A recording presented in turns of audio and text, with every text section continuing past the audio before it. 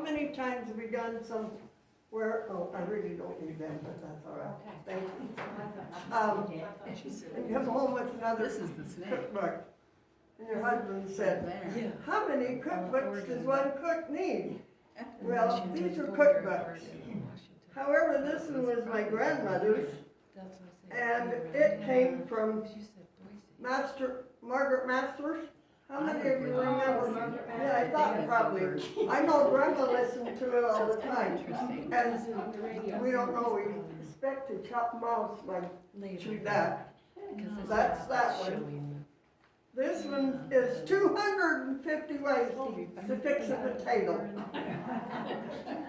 And I've had this one for years. We couldn't find it. Oh, it was done in, yes, I do need my glasses, because I don't remember what it was. In 1950. Is that the Relief Society magazine? I don't think so. It was done by Ruth, Berlzheim. I It don't was know. published in 1950? Yeah.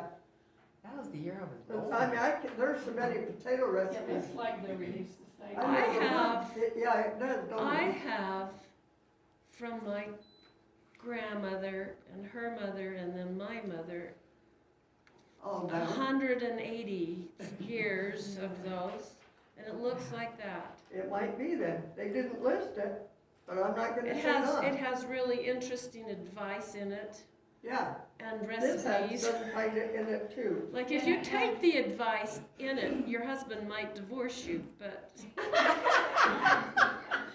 Anyway, the Oh, postage on this was 2 cents. all things how to. I thought that was interesting. The postage was 2 cents.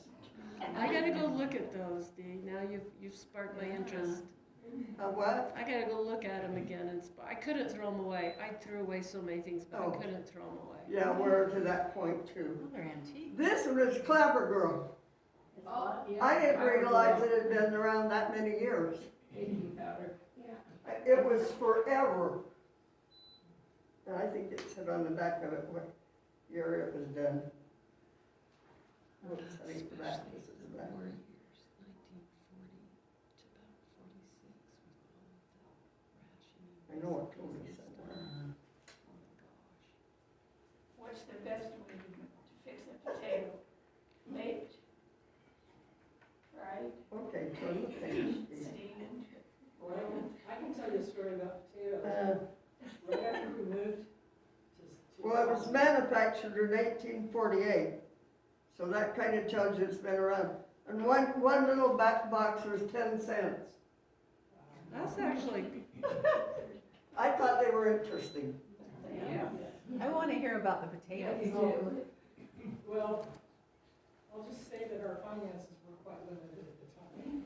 I had a bunch of kids, and it wasn't too long after that that my husband left, and I had 6 kids. No, and all this is- that. this Well, is, the this is the Our culinary arts. state farm up there in West Jordan was a potato farm. And they had like 100-pound sacks of potatoes, the leftovers that they didn't send to the church, that you could buy for $10 100 pounds. So I spent the last $50 on 500 pounds of potatoes, and that's what we ate for, well, and I had beans, a bunch of beans. So potatoes and meat, and I often thought I should have written a cookbook about potatoes. Yeah, you should have done. I fixed them every single way you could ever imagine. And then some. And you know what? Potatoes are good. Yeah, they are. Yeah. And they finally decided they're actually good for you again, Yes, though I'm they sure are. they'll change their mind. But, yeah, that got me through that winter. So do you keep potatoes a lot now too and use them? I do. That's what I thought. I know I was telling her a while ago, you hoard what you don't have when you're younger, clothes and food, Yeah, yeah, because that's what we didn't have. yeah.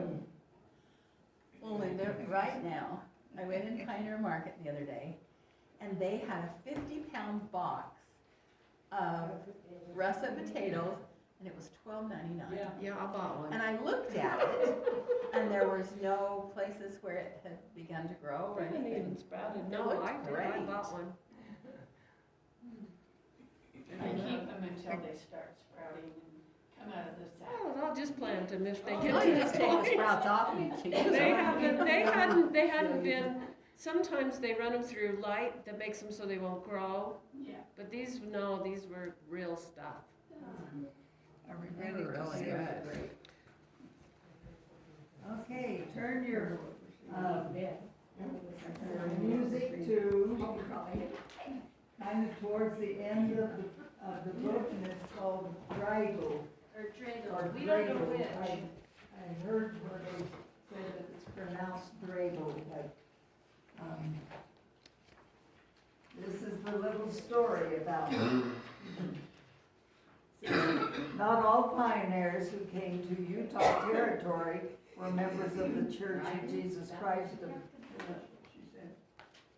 of Latter-day Saints.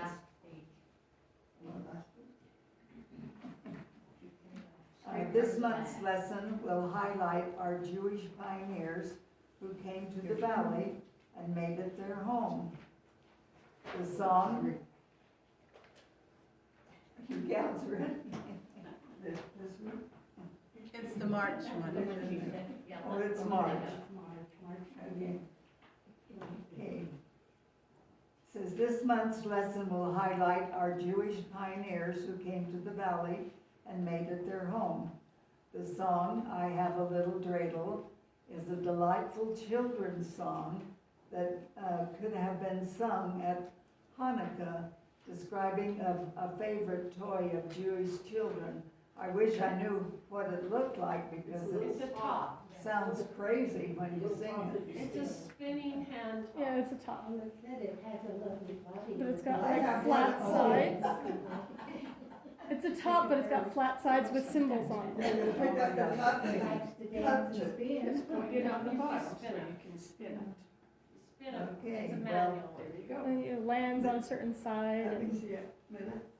Okay, the composer of this song, That's a little different one, I got the right one. yeah, it's crazy looking. The composer of this song is known as the father of Jewish music in America.